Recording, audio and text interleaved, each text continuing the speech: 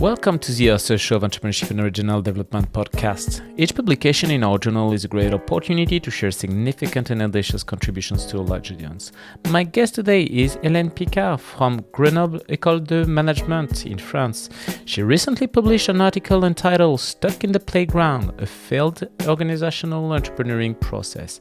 She co-authored this paper with Pablo Fernandez and Daniel Yort. It has been published in Entrepreneurship and Regional Development, a journal edited by Taylor & Francis. Hélène, welcome to our podcast. Hello. Can you tell us what is the origin of your paper? Why have you decided to address this particular topic, and what is the question you aim to answer? Thank you.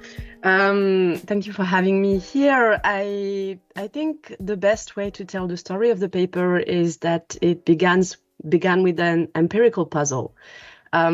We called it Stuck in the Playground because it's the story of, or it begins with my experience as an independent researcher working in a consulting firm and think tank at the time, which we call InnoLab in the paper, and for which I followed a project. I was in charge of investigating and reporting and helping gathering information and feedback to create or help in the creation of an entrepreneurial space, a space that would be inspired by Fab Lab and co-working spaces, set in a large bureaucratic organization, which we call Matrix in the paper. The space was imagined by its proponents to foster innovation, to stimulate creativity, to create more or invite more collaboration within the organization, and break from established routines. In effect, aiming to transform an office place into something that would become a play space, using playfulness as an engine for creativity. So this project helped me gain access to this place and this project, and to follow the process of stimulating organizational entrepreneurship via the desire to create a space. And this space was called the Playground. So this is that story. And also, unfortunately, in a way, it's also the story of how the space failed to materialize and to be enacted by participants. And we, together with Pablo Fernandez and Daniel Yort, we wanted to develop a processual analysis of this experience, because we felt that data, our data, could help us focus especially on the affective and spatial dimensions of that process, and what ultimately was a failure, insofar as the transformation of that office place into a play space didn't materialize, didn't take off, and that it left participants exhausted and almost depleted. And so we were interested in understanding this process from those different aspects: the entrepreneurial, the spatial, the political, and the affective and sensory perspective. What are the main contributions of your paper? I would say that the main contributions, or what we underline, is two main contributions. The first one is underlining the importance of following affective dynamics as they unfold within entrepreneuring processes. So understanding affects as revelatory clues almost into the entanglements that make up entrepreneuring processes between people, places, politics, and artifacts or visuals. So we were interested in tracing what affects emerge within the group of participants throughout the process, and showing how these affects vary in intensity depending on the phase of the process.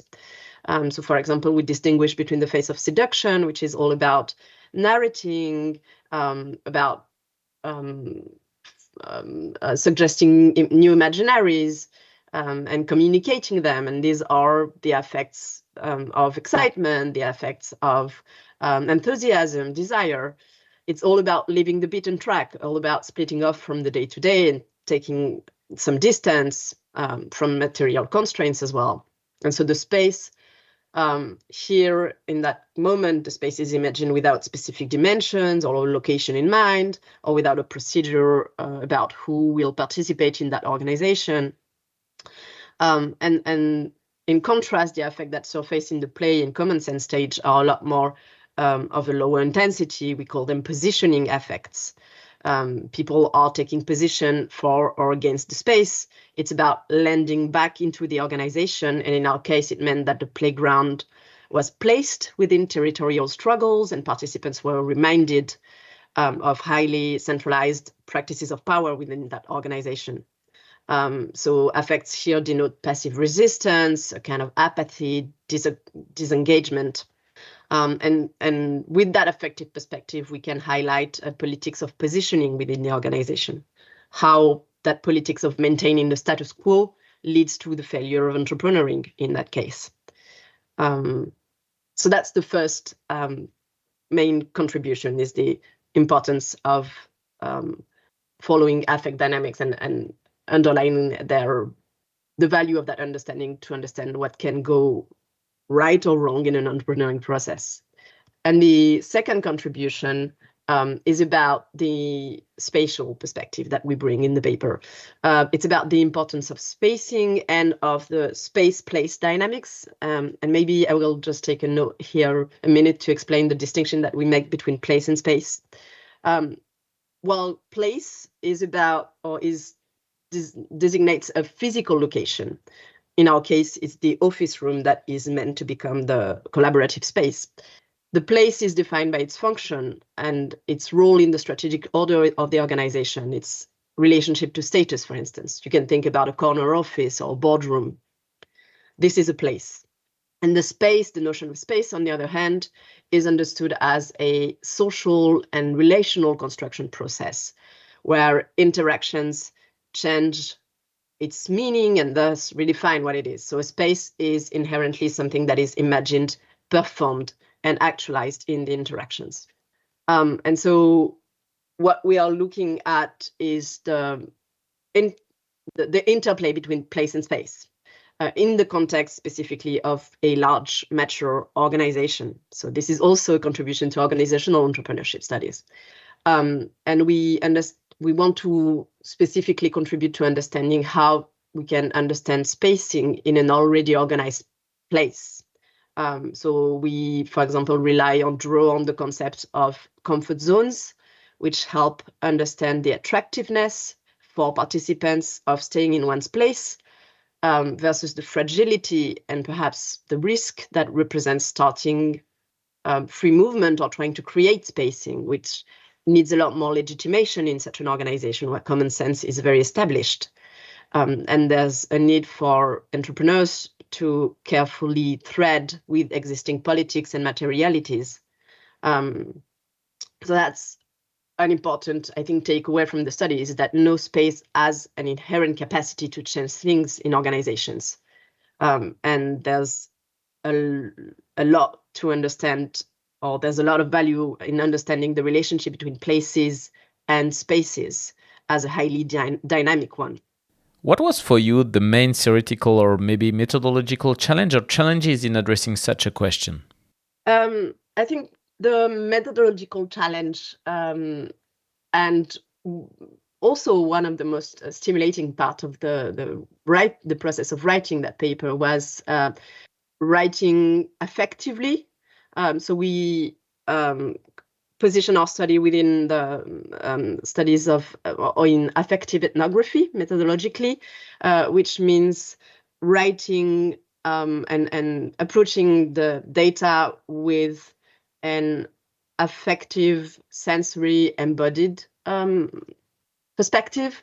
The data set itself is very much a multi-layered one. We use ethnographic notes that I took while on the field, interviews that I conducted there, but also a large archive of data produced by the team, so including me, but also the other members, visual materials, photographs, presentations, and all of that material is drawn on for the in the writing, and the idea is to help with that multi-layered data set and with that effective writing to uncover how contrasting the experiences of the same place, of the same narrative, of the same artifacts can be for participants. So one aspect that our study highlights is also the plurality of space, and I think writing effectively helps in that uncovering the idea that participants experience and feel a space in very different ways, and that creates a gap, particularly in our case between the InnoLab consultants that see the space as something exciting, stimulating, desirable, and the participants from matrix organizations that are wondering about authorizations, protocols, and how the space is going to clash perhaps with their established understandings and routines. So that's the methodological challenge, but I think also one of the added values of our paper. And theoretically, I would say that a challenge was to find ways to bring together that interest for the dynamic relationships between space and place that I explained previously, and an affective approach, particularly to explore organizational entrepreneurship, to understand the encounter between an organization's common sense, its politics, its ethics, its routines, its norms, and how they are embodied and inscribed in places, and the process of making space through the entrepreneurial initiative. And for that, having the affective perspective helped us tremendously. But theoretically, it was kind of a challenge to make that work together. During your research journey, what was your biggest surprise or the most counterintuitive result? One aspect that was quite surprising, and that was, I would say, also a challenge, was to find a way to position our study as a story of failure, which is quite still rare in entrepreneurship. Entrepreneurship studies are very much about succeeding, and entrepreneuring is sort of verified by the existence of the entrepreneurial project. So writing about failure was challenging, and what was surprising about it was that we had to tell a story of failure, but also one that would ultimately would not be about a fail better way. So there's also that aspect in entrepreneuring studies of failure that are about, well, they fail, but then that helped them. In our case, it's to put it in plain words, kind of a bummer, because the failure doesn't become a springboard for something else. It's more about leaving people sort of defeated by the process. And I think also showing that aspect and finding a way to be true to our experience collectively with the people in the organization, and showing how they were affected and we were affected by the political struggles, the tensions, and how that caused also some erosion within the collective was important to me. And I was happy to discuss that with them. They read the paper before it went to the journal, and they, well, at least the person that I was speaking to at the time, she told me that she was very touched by the truth, the veracity, let's say, of the narrative, and I think that was important. What are the main implications of your work for managers, entrepreneurs, practitioners in general? Thank you for asking that question. I think it's a very good question, especially maybe when it's I would say, a theoretically intense paper, which our paper can come across as.